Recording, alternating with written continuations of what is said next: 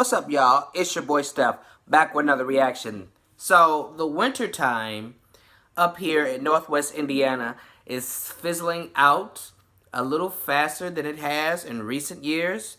Like, we already have, like, some lower to upper 50s and lower 60s type weather, and it's only, what, the beginning slash middle of March now, so I'm assuming the winter time is going to leave us and the springtime is going to come in a lot sooner. So I have this video from Mr. Haunted, 3 true scary winter stories, uploaded December 21st, 2018. So down in the description will be a link to Mr. Haunted's channel along with the link to this original video so y'all can see it for yourselves without my commentary. Also down there will be links to all of my social medias. Get at your boy and see the personal life I do not post to YouTube. Without further ado, let's get into it.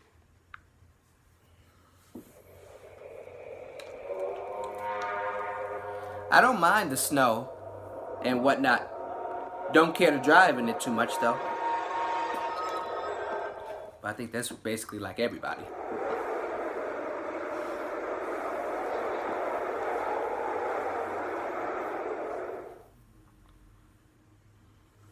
This happened in 2016 when my brother and I were on the ages of 12. Every year during the middle of winter, my family and I would always take a trip up to my aunt and uncle's log cabin in North Carolina.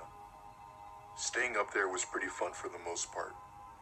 Their cabin, which is also quite cozy, is in the middle of the forest, which is pretty cool, and every time we go up there, we all like to do fun activities with the family. Sledding, snowball fights, and if there are any deer around, we'd go hunting. I know it's a bit cruel, but that's just how it was. Anyway, one day after school had ended, winter break was finally upon us, and we packed everything up and took the 4-hour flight to North Carolina. My aunt and uncle's cabin is miles away, so they kindly agreed to pick us up from the airport and drove us back to their cabin that was about 2 hours away from Boone, which is a small town for those of you who don't know. When we got there, us kids immediately grab our suitcases and go inside to unpack. After unpacking, there was still about a good hour of sunlight left before it got dark. We were planning to go sledding right then and there, but my uncle said that it was not worth it as the hills were too far away. So therefore, my brother and I decided to go throw snowballs at each other in the backyard. At one point, I'm picking up some snow off the ground, getting ready to throw it at my brother when I see him looking into the woods. I didn't exactly see what he was looking at, so I asked him. He said, "Do you see that over there?" I looked in his direction, but I still couldn't see as to what he was pointing at. My brother then took a picture of whatever it was.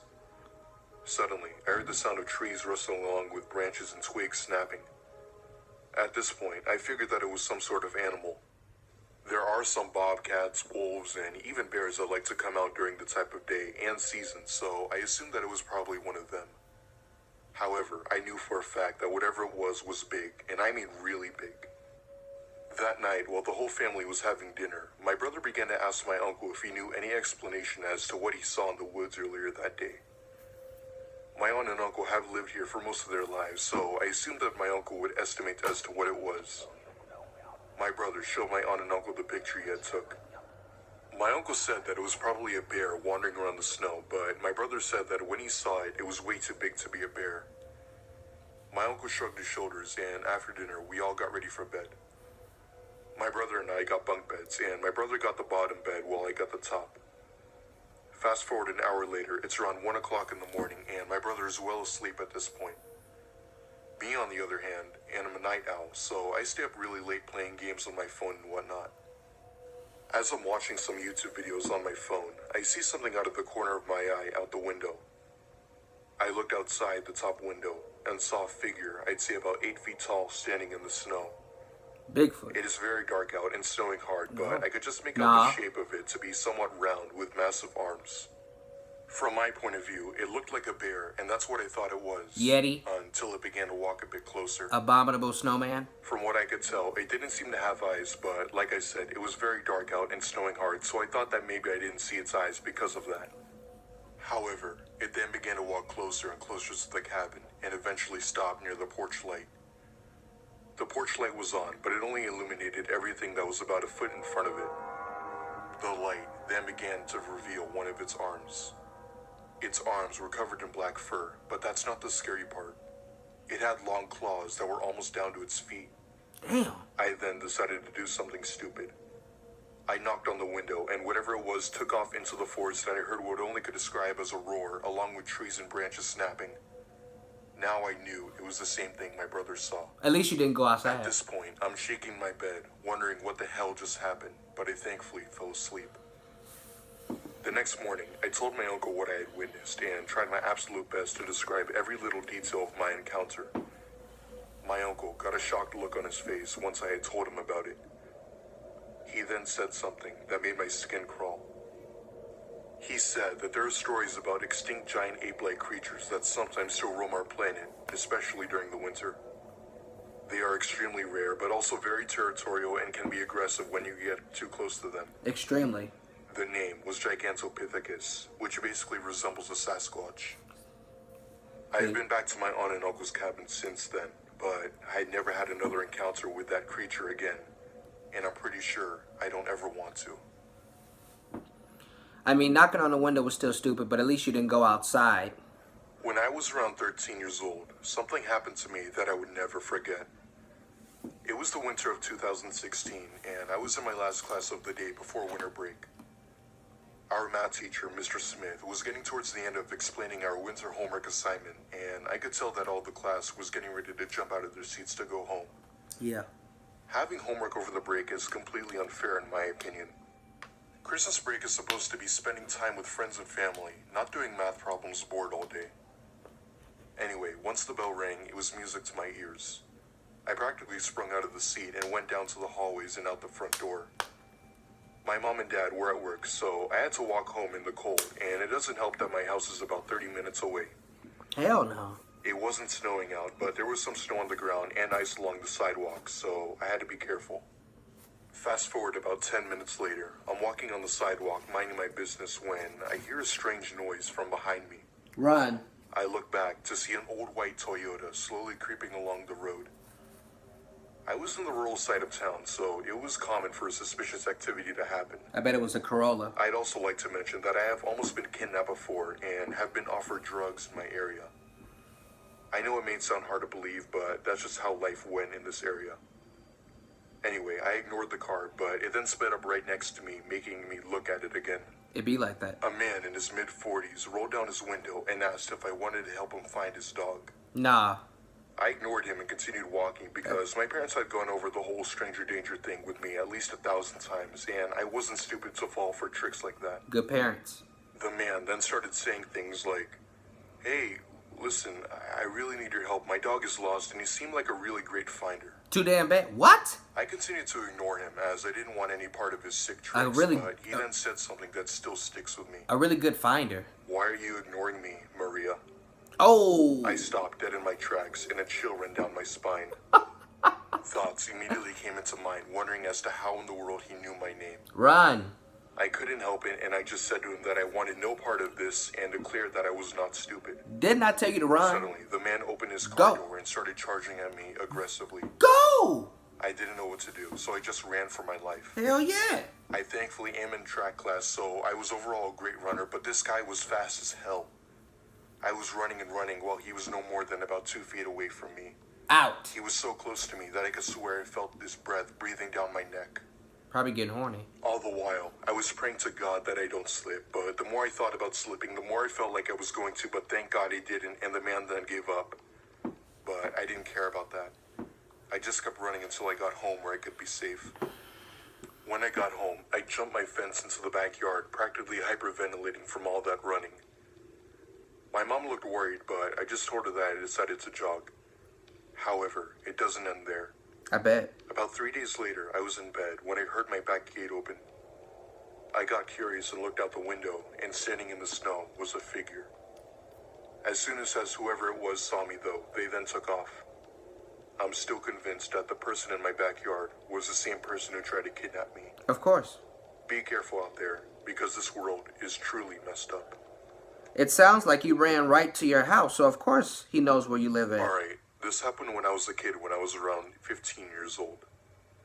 My family and I had recently moved from our hometown in Detroit and moved to a rural part of Massachusetts. we had moved because of all the high crime in Detroit, and on top of that, it was not a very nice city. Anyway, my family is the type of people who don't like to socialize that much. I mean, yes, we made some new friends, but they're mostly wanted their lives to be peaceful and quiet, which is why we moved to a house miles away from any neighbors. Antisocial. Oh, no. I know it's weird, but that's just how my parents are. That's not smart. The house we moved into was a nice house, but it gave off a really creepy feeling considering the fact that it was surrounded by forest. A few weeks later, after we had moved in, it then became winter time, which is the best season of the year for me. I would be starting my new school in January, so I would be free for a few weeks. One day, my parents were going out for dinner one night and told me to keep an eye on the house and to let our dog outside every so often. They had left the house and I had the whole house to myself and also had some money in case I wanted to order a pizza. Hey. I would once in a while go outside and play in the snow for my entertainment until it got dark. Papa John's or Pizza Hut. When it got dark, I ordered my pizza and sat down in the living room by a Christmas tree and watched some movies. Fast forward about 30 minutes later, I'm watching Elf when I hear our German Shepherd Damien barking at the sliding glass door that led to the outside. Elf! I figured that maybe he just wanted to go outside, but I then realized that he was barking somewhat aggressively at something. I looked outside, but it was very dark and snowing like crazy, so I couldn't see anything out there, and there was no way I was letting him out in the snow. However, he then kept barking and I told him to shut up. He then made the so-called guilty face that dogs always make and came to sit with me. Everything was fine now, or at least I thought. 10 minutes later, Damien put his ears up as if he were listening for something. He then bolted off the couch and back to the door, beginning to bark aggressively again. This time, he began scratching on the door, basically trying to break the glass. You need to check it out. Now I was worried that something could be out there. Exactly. I paused my movie and turned on the outside light, but I didn't see anything. Dogs don't do that for no reason. I was very confused at this point. I thought to myself as to why the hell would Damien be barking like that? It was around 1 in the morning and my parents would be back around 3, so I decided to call it a night and went to bed. However, as I was in bed sleeping, I awoke to a loud bang. It sounded like our metal trash can had fallen over outside. And when I looked outside, I saw a person standing out in the snow staring at me. He was wearing all black and just stood there like a statue. I then looked a bit closer and realized that he was holding a knife in his right hand. Just then, I saw a pair of headlights coming in the distance. The man then suddenly ran off into the woods and headlights were my parents' car. They came in and greeted, asking why I was up so late, and I said that I was watching a movie. However, I never told them what really happened. Bullshit. And I never saw that man again. Oh my God. Till this day, I still wonder as to what would have happened to me had my parents not shown up at that exact moment. I'm assuming your dog would have gotten to the intruder. Why don't y'all be telling y'all parents or y'all friends about the shit that be going on in some of these stories? Your parents could have called the police, they made a report, and it could have led to someone getting caught, even though you really didn't see their face. You just saw what they were wearing and that they had a weapon, which is pretty vague, but I mean, something's better than nothing. Y'all have a real bad habit of not telling y'all people when some weird shit happens when y'all home alone or just something occurs when you're out and about. Like, why? Like, why do y'all do that? I'm letting everybody know so everybody can be on guard, even if we don't call the police. I don't know. People are stupid. But, nah, that one story, was it smart for you to knock on the glass while the Sasquatch, Bigfoot, Yeti, Abominable Snowman, whatever you want to call it, was lingering outside of your household? Probably not. But it would have been a whole new level of dumb had you went outside to investigate it or some shit. So I'm glad you didn't, though. I'm glad you were smart enough just to knock on the glass and that's it. I mean, that's not smart, but y'all know what I mean. I'm glad that's all you did, which you shouldn't have did that. But coming from someone who's not a dog person, this last story really speaks to me on how a lot of people don't stay in tune with their instincts and gut feeling. The dog kept barking aggressively and viciously, probably damn near foaming at the mouth, because he saw and or heard something that shouldn't be there. And instead of investigating it, you kind of just blew it off and told him to shut up, and he came back over and stayed with you. Again, I'm a cat person, not a dog person. But I know that when dogs do that, especially when he started clawing at the door, you should let him out. Because there's a good chance he's going to catch somebody or see somebody that you can't see or catch at that moment. But he'll bite the person if the person doesn't shoot him or do anything like that to defend themselves against the dog, even though they're intruding in or on someone's property. That gives you enough time to get out there to him and be calling the police at the same time. I would have let that dog go, and 9 times out of 10, it sounded like he would have got the suspect or intruder and chewed his ass up and held him there until you could call the police and, you know, multitask, beating the shit out of this guy and or holding him down until the police get there. What could this person in the last story had done differently? Did they do anything right? Did they do anything wrong? Obviously they did. But maybe they did something wrong that I didn't catch. What do you guys think? What did you think of my reaction? Leave your comments, opinions, and suggestions down below. That is it for this video, y'all. If you like my reaction, like the video, comment on the video, and share the video. And if you really liked it, subscribe to my channel. It really helps me out a lot. And tap that bell icon so you will be notified every time I drop new content, which I do on a weekly basis. That is all I got for y'all this time around. Your boy Steph is out.